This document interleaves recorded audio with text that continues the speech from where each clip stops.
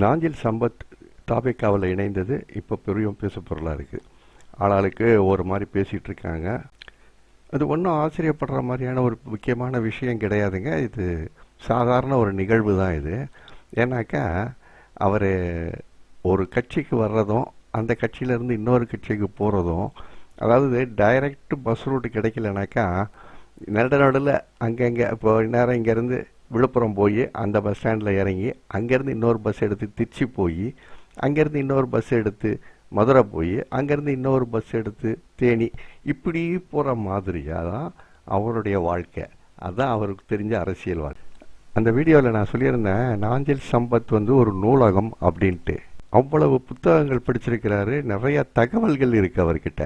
கொஞ்ச நாளுக்கு முன்னால் நக்கீரனுக்கு கொடுத்த ஒரு இன்டர்வியூவில் தாவேக்காவை அவ்வளவு மட்டமாக பேசியிருந்தார். தற்குறிகள் கூட்டம், விஜய ஒரு தற்குறி, புறம்போக்கு அப்படிங்கிற மாதிரியான வார்த்தைகள்லாம் அவர் பயன்படுத்தியிருந்தார். அந்த வீடியோவில் பார்த்தீங்கன்னா தெரியும், யூடியூப்பில் இன்னும் இருக்குது.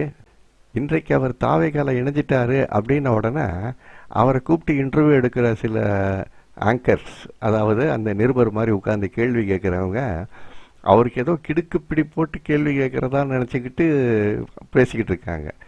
நான் ஒன்று சொல்கிறேன், கேட்டுக்கங்க. அவர் தெளிவாக இருக்கார், ரொம்ப தெளிவாக இருக்கார். எனக்கு பொறுத்த வரைக்கும் அவர் ஒரு லாஜிக்கான மனுஷன். கரெக்டாக எந்த நேரத்தில் எந்த மரத்தில் கல் அடித்தா காய் விழும் அப்படிங்கிறது தெரிஞ்சு அவர் செய்கிறாரு. அது கரெக்டு தான். அது ஏன்னா அவருக்கும் வயசாகிடுச்சு, பெருசாக சொத்து எதுவும் சேர்க்கலை. அவன் கொஞ்சம் அறகுறையாக பேச தெரிஞ்சவனை ஒரு பெரிய அரசியல்வாதி கோடிக்கணக்கில் சம்பாதிச்சு வச்சுருக்கான். இவர் பாவம் இவ்வளோ விஷயம் தெரிஞ்சு வச்சுக்கிட்டு ஒன்றும் இல்லாத அலையிறாரு.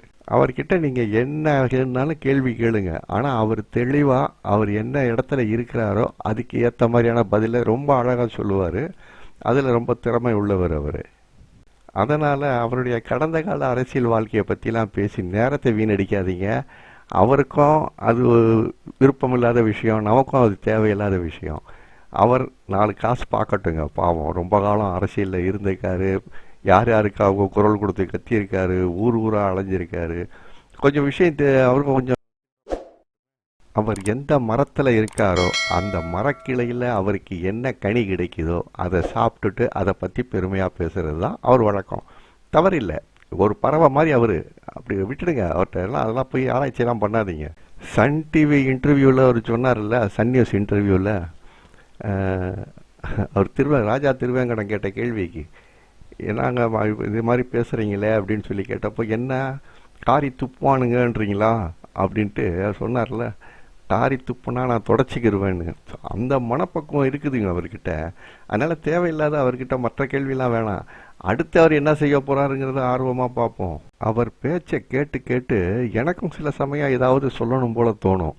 அதனால் அவரை பற்றி சில விஷயங்களை அவர் பாணியில் நான் சொல்கிறேன், கேளுங்க.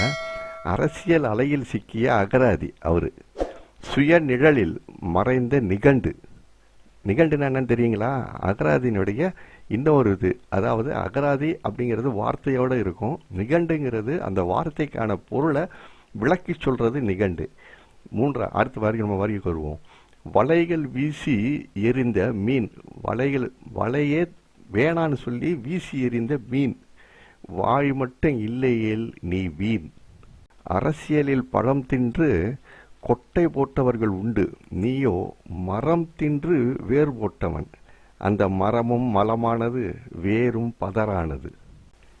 இவ்வளவு போதும்னு நினைக்கிறேன். அதுக்கு மேலே வேணாம், கொஞ்சம் வேறு மாதிரியா போயிடும். அப்புறம் கவிதை அவர் பாணியிலேயே போயிடுச்சுனாக்கா இன்னும் கஷ்டமாயிடும். அதனால் நான் இதோட நிறுத்திக்கிறேன். அடுத்த வீடியோவில் இன்னொரு சுவாரஸ்யமான விஷயத்தோடு நான் உங்களை சந்திக்கிறேன்.